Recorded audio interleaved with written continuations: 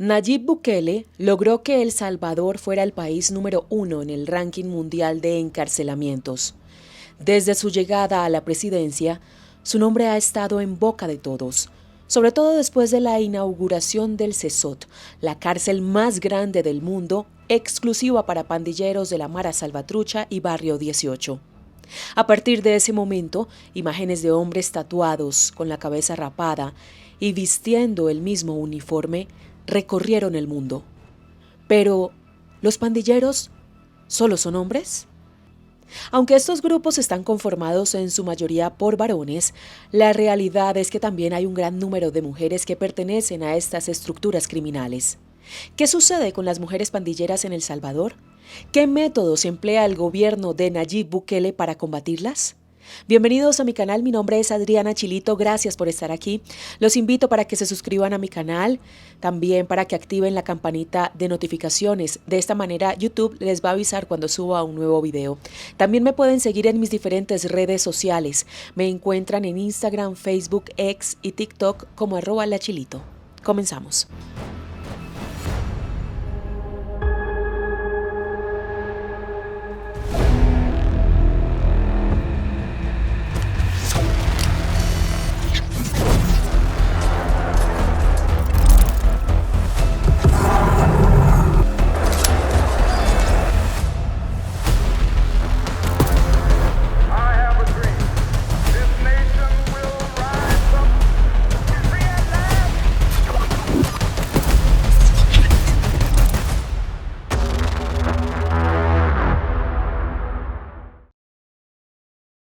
El nacimiento de las pandillas en El Salvador.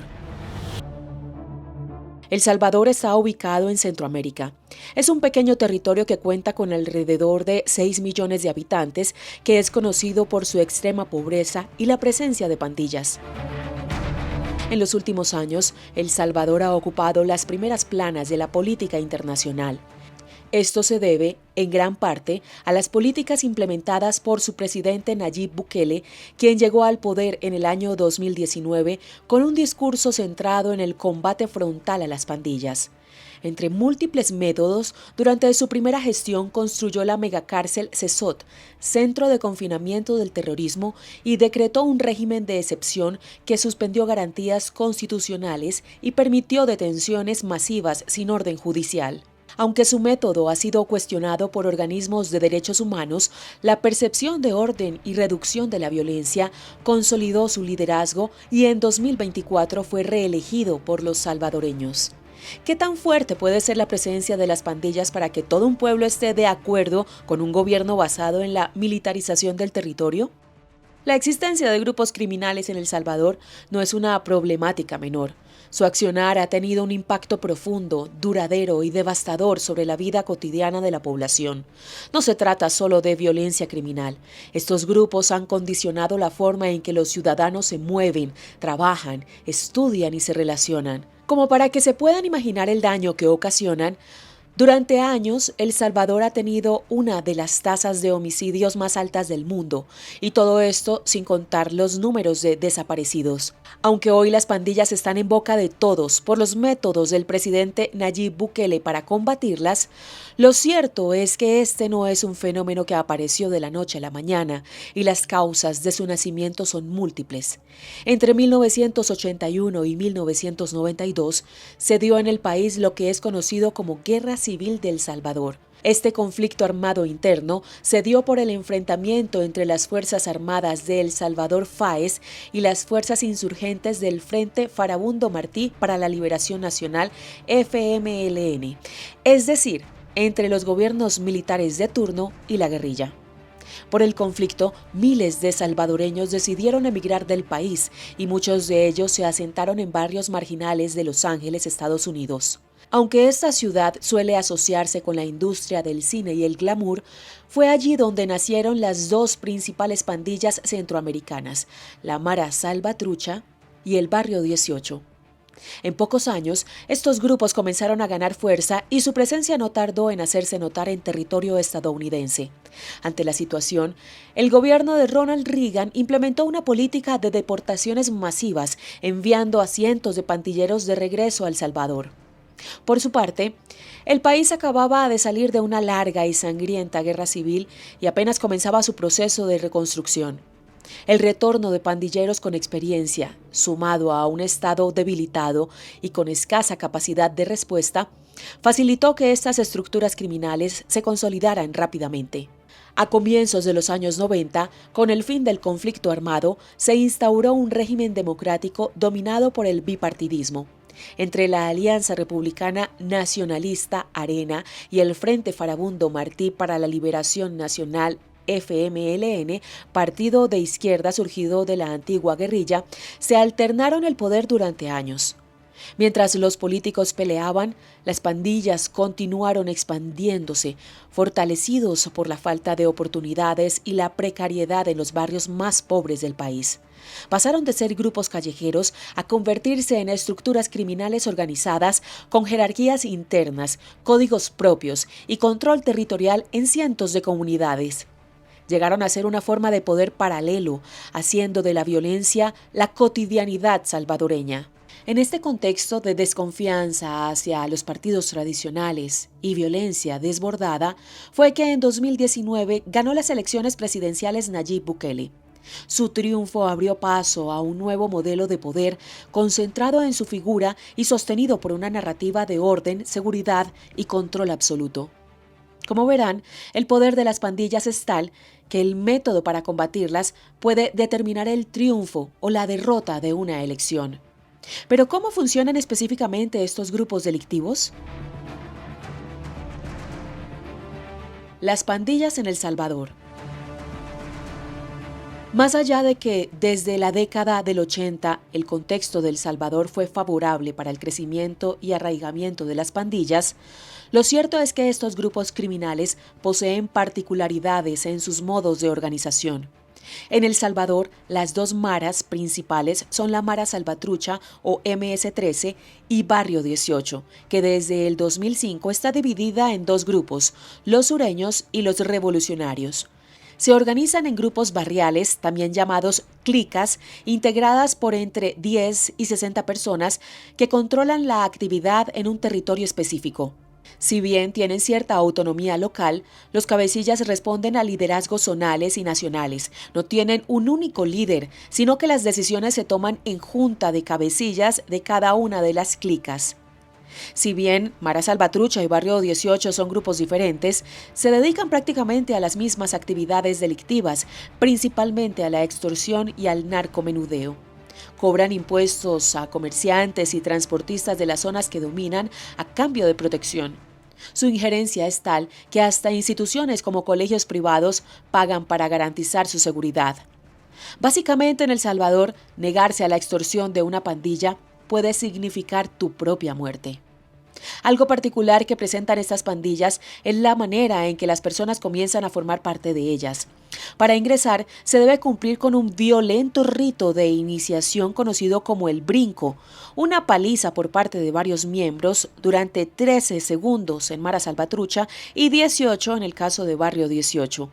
Básicamente es necesario que el aspirante pueda tolerar golpes de quienes serán sus futuros compañeros.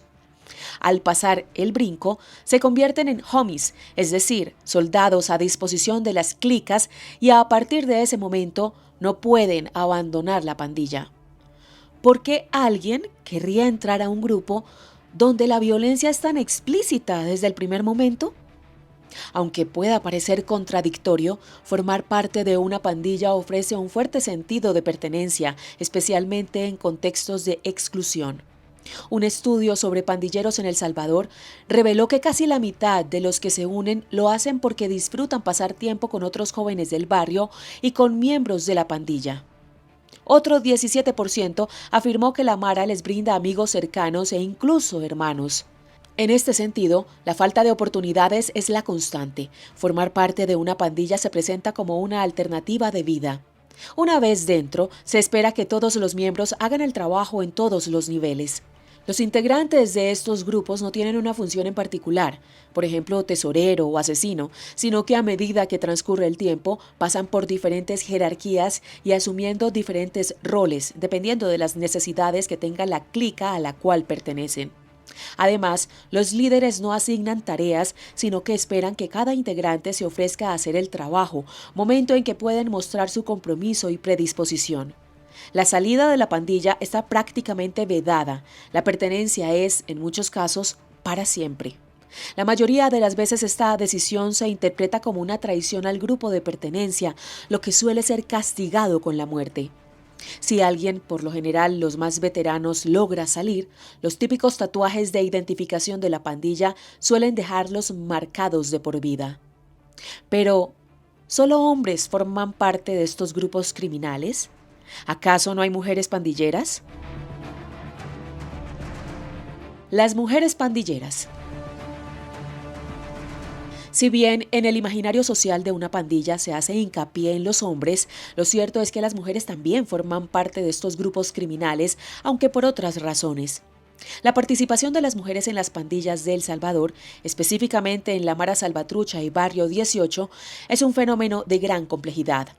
Según algunos estudios, suelen unirse a estas pandillas como una forma para buscar protección, afecto, recursos e identidad en medio de condiciones socioeconómicas adversas y entornos de extrema pobreza y violencia.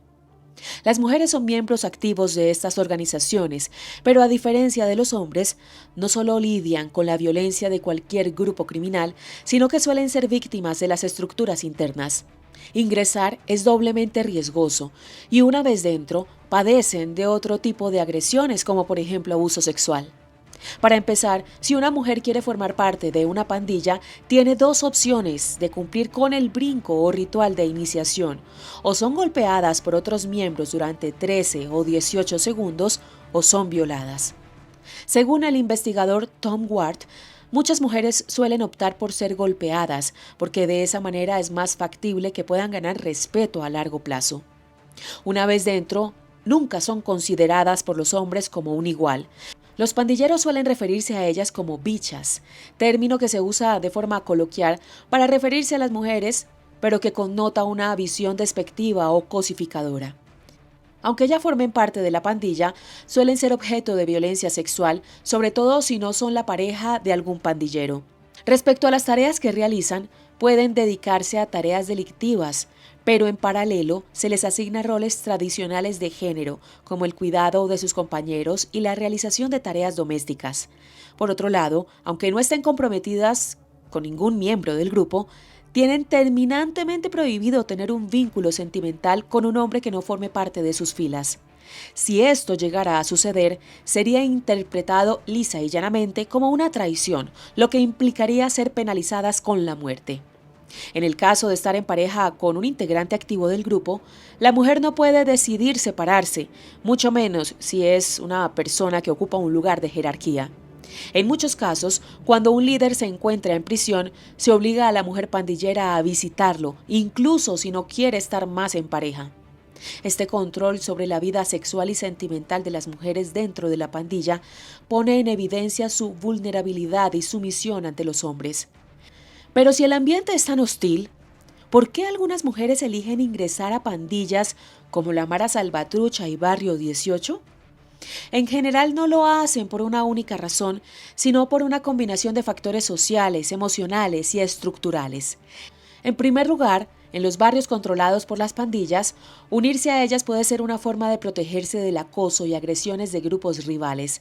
Incluso tener una relación amorosa con un pandillero se percibe como una forma de seguridad. También la decisión de ingresar suele estar asociada al sentido de pertenencia y afecto, ya que al igual que los hombres, muchas mujeres se sienten solas y excluidas de determinadas instituciones sociales, como la familia y la escuela. Frente a este rechazo, y aunque parezca contradictorio, la pandilla ofrece apoyo emocional y validación. De hecho, algunas exintegrantes cuentan que cuando ingresaron, por primera vez sintieron que formaban parte de algo. En El Salvador son comunes los entornos marcados por la violencia y el abandono estatal, y muchas mujeres que crecen en estos contextos de falta de oportunidades ven la pandilla como una estructura que ofrece reglas, sentido comunitario e incluso una oportunidad para generar dinero. Hasta principios de los años 2000 fue bastante usual el ingreso de mujeres a las pandillas, pero en los últimos años esto dejó de ser habitual. En muchas partes de la región ya no se aceptan mujeres porque sus integrantes consideran que son más susceptibles a la presión de las autoridades para entregar pruebas incriminatorias. Pero más que una decisión estratégica, esta exclusión parece responder al mismo machismo que atraviesa la vida interna de las pandillas, una desconfianza estructural hacia las mujeres a quienes no se les reconoce ni lealtad ni autonomía. Más allá del sometimiento y la violencia que muchas de ellas padecen dentro de la pandilla, no hay que olvidar que también son parte activa de estas estructuras criminales. Entonces, ¿cómo lidia con ellas el gobierno de Bukele? ¿Lleva adelante los mismos métodos que con los hombres pandilleros? El método de Bukele para lidiar con las pandillas. Como mencioné al inicio del video, el comienzo de la gestión de Nayib Bukele estuvo marcado por sus métodos para combatir las pandillas. En este contexto, la creación del Centro de Confinamiento del Terrorismo CESOT captó la atención internacional tras convertirse en el símbolo por excelencia de la guerra contra la delincuencia. Esta prisión, considerada la más grande de América, se encuentra en un entorno rural a unos 74 kilómetros al sureste de San Salvador, la capital del país. Cuenta con 8 pabellones conformados por 256 celdas, cada una formada por 3 paredes de cemento, unos barrotes y sin ventanas. Si bien las celdas miden aproximadamente 100 metros cuadrados, en marzo de 2025 se supo que allí viven entre 65 y 70 reclusos, lo que da cuenta del hacinamiento. Allí los prisioneros duermen en literas de metal sin colchón y comparten un inodoro y un lavabo. No tienen objetos personales, espejos ni relojes, y obviamente están bajo vigilancia constante. Como parte del proceso de ingreso, los expandilleros son obligados a raparse la cabeza por completo y a llevar un uniforme blanco sin distinción de rango dentro de la pandilla, borrando así cualquier jerarquía o símbolo que los identifique. Una vez dentro, no les es permitido tener contacto con el exterior, ni visitas, ni llamadas, ni siquiera luz natural. Según organismos de derechos humanos, es un espacio diseñado no solo para encerrar, sino para anular cualquier rastro de individualidad e historia personal. Pero CESOT es una prisión masculina. ¿Qué hace el gobierno de Bukele con las mujeres pandilleras? Desde la aplicación del régimen de excepción decretado en marzo de 2022, el número de reclusas femeninas aumentó considerablemente. De acuerdo con las cifras oficiales del gobierno, antes del régimen de excepción había 6.700 mujeres presas en las cárceles de El Salvador. Sin embargo, como parte de la lucha de las autoridades contra las pandillas en el país, el gobierno encarceló a 9.711 mujeres, lo que ha dejado un saldo de más de 16.400 reclusas en las cárceles de El Salvador, por lo menos hasta enero de 2023. A diferencia de los hombres, que son recluidos en el CESOT, las pandilleras detenidas son enviadas a centros carcelarios diferentes, a Panteos, Jucuapa e Izalco. Además, no suelen separarlas de las mujeres que están presas por otros delitos, ni siquiera hay pabellones exclusivos para pandilleras. En este sentido, se hace difícil determinar qué métodos lleva adelante Bukele con estas mujeres en particular, ya que todas las reclusas se encuentran en las mismas condiciones. Viven en celdas hacinadas, en condiciones insalubres y con acceso limitado a servicios básicos de higiene. De hecho, el hacinamiento en las cárceles femeninas se viene denunciando desde hace 10 años y todo indica que con el aumento de las detenciones, la situación ha empeorado. Por ejemplo, en 2015 se denunció que la penitenciaría Ilopango albergaba a 2.000 reclusas en un espacio diseñado para 550 personas. Por otro lado, en La Esperanza e Izalco, otros 2 penales, se ha denunciado que hay 100 personas en celdas para 30. Las reclusas no tienen espacio para dormir y muchas deben estar de pie durante toda la noche.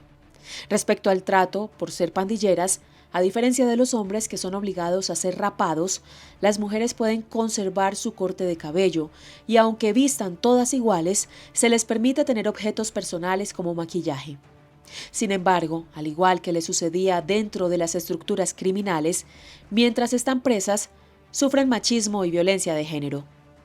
A partir del régimen de excepción y el aumento exponencial de las detenciones, organizaciones de derechos humanos, nacionales e internacionales, han reportado que las reclusas sufren de violencia sexual y tortura por parte de los custodios. La falta del acceso a la salud también las perjudica, especialmente a quienes están transitando un embarazo.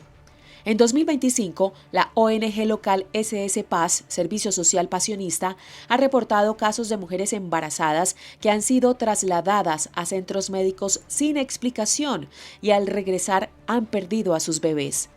En las cárceles no existe un protocolo de atención médica ni seguimiento, lo que crea un ambiente de total desprotección para la salud de las mujeres. Conclusión. Desde que Nayib Bukele alcanzó la presidencia, logró que El Salvador sea el país número 1 en el ranking mundial de encarcelamientos. Esto se debe en gran parte al régimen de excepción implementado en 2022, que permitió al gobierno suspender los derechos constitucionales, habilitando detenciones sin órdenes judiciales. Como para que se imaginen su alcance, en 3 años se han arrestado a unas 80.000 personas. Gran parte de la sociedad salvadoreña ve apropiada la gestión de Bukele y ha resaltado los efectos positivos de sus políticas de seguridad, sobre todo por la marcada baja en la tasa de homicidios. Sin embargo, organizaciones de derechos humanos han descrito que el método del presidente, más que una guerra contra las pandillas, es una estrategia de persecución y estigmatización de los grupos sociales más vulnerables. En este sentido, es importante remarcar que desde la aplicación del régimen de excepción, muchas personas han sido detenidas sin pruebas sólidas. En El Salvador, vivir en un barrio estigmatizado, tener tatuajes o tener familiares criminales, te puede convertir en un pandillero, aunque no lo seas. Si bien el encarcelamiento masivo ha afectado a las estructuras de la Mara Salvatrucha y Barrio 18, no puede ignorarse el costo particular que enfrentan las mujeres pandilleras. Muchas de ellas, ya marcadas por años de abuso dentro de los grupos criminales, hoy enfrentan las mismas formas de violencia de género y abuso sexual en las cárceles.